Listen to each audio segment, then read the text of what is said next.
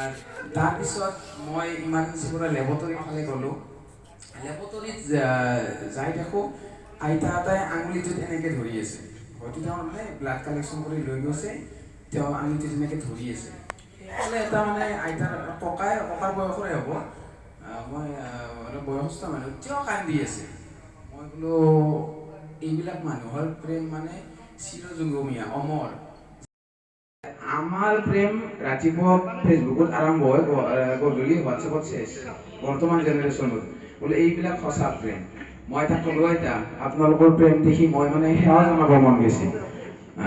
আপোনাৰ আঙুলিত তেজ ওলা দেখি ককাই কান্দি আছে। আইতাটো মোকতো গছ গজাই উঠছি। ঐ কি কথা ক'বা আছে, ক'ত লগাবা আছে? এইটো মোৰ নাতিনীয়া নাতনি বিয়া কৰিব পৰা হৈছে, তো ক'ৰ মানুহ লগত ক'ত জোক লগাই দিয়ে? মোৰ প্ৰেম কৰা বয়স আছে নেকি? মই নহয়, যিহেতু আপোনাৰ ককা নহয় নেকি? কৈছে নহয়, সেইটো মই চিনি নাপাওঁ। মই বোলো চিনি নাপায় যদি আপোনাৰ আঙুলিত তেজ উঠি তেহেঁতে কিয় কান্দে? মোক ককাজনক সুধিলোঁ, বোলো ককা আপুনি কি এনেকৈ হাকুৰ টাকুৰ কৰি কান্দি আছে?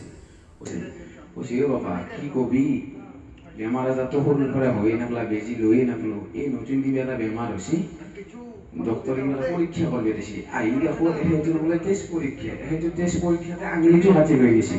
মোৰ আছে পেচাব পৰীক্ষা, মোৰ বা কি কাটে? তাৰপিছত মই এনেকৈ গুচি আহিলোঁ। এইবাৰ এটা অন্য কথালৈ আহোঁ। আপোনালোকৰ সময়তো এই গুণোৎসৱ এইবিলাক নাছিল। আজিকালি ধৰক গুণোৎসৱ আহিল। গুণোৎসৱৰ এই মাজতে বঙাইগাঁৱৰ কিবা গুণোৎসৱ অনুষ্ঠান এখনত মই তাৰমানে অলপমান ছাৰে গম পায়, গছপুলি চছপুলি ৰোৱা, ফুলৰ এইবিলাকত অলপ জড়িত। তো তাৰে শিক্ষক এজনে মোক ক'লে যে ডেকা অলপ আহিবা, কিবা এটা অনুষ্ঠান আছে আমাৰ গুণোৎসৱৰ লগত অলপ থাকিবা। মই থাকিলোঁ। ইনস্পেক্টৰ আহে নহয়, তো ইনস্পেক্টৰে ল'ৰা এজনক মাতি আনি কিনে সুধিছে, ঐ বাবা কচোন হাতে কিমান?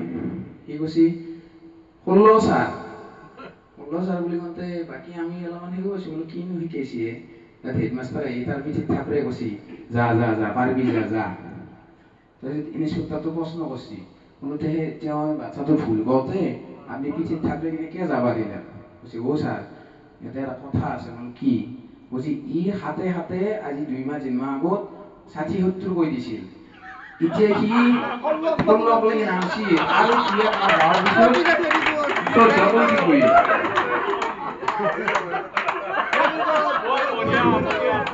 তাৰপিছত মই সিদিনা আমাৰ গাঁৱত গ'লো, শিৱ পূজা আছিল। শিৱ পূজাৰ মানে দিনততো এনেকুৱা কাৰ্যসূচী নাথাকে, খেল ধেমালিৰ এটা সেই পাতিছিল, মানে বয়সস্থ আৰু মানে বিয়া নাপাতাৰ ফুটবল। আমাৰ তাতো মানে কি বিধায়ক এজনক মাতি তেওঁ আহি লাষ্টত 10 মিনিটমান ফুটবল খেলাখন চাইছে আৰু বঁটা বিতৰণ কৰিব।